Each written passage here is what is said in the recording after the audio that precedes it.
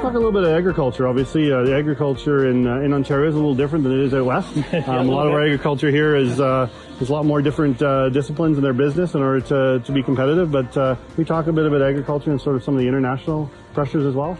Right. I think that's one of the biggest things we're hearing, no matter what part of the country we're in, is we talked a little bit about the economic opportunities that are there for agriculture. But to do that, they need markets to sell their products, whether you're in cattle, you're in pork, you're in grains, fruit, whatever.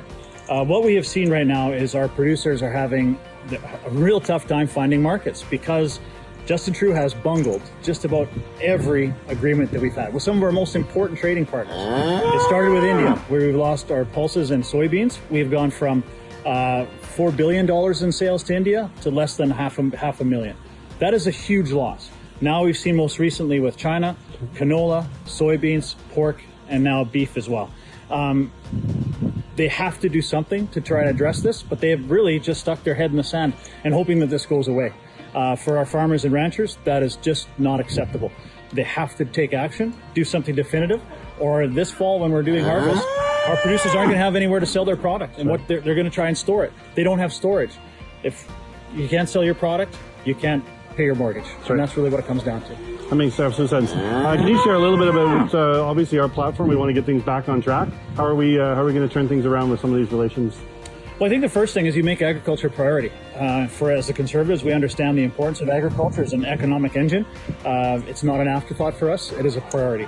When it comes to China, first of all, you assign an ambassador to China, which is the easiest thing to do. And Justin Trudeau hasn't even done that. So we don't have anybody on the ground in China fighting for Canadian agriculture, which is ridiculous. The second thing is you file a WTO challenge, a trade challenge on China when it comes to our canola, our pork, and our beef. Make them show that there is reasons for these export bans. If they can't do it, then they should be opening those markets again.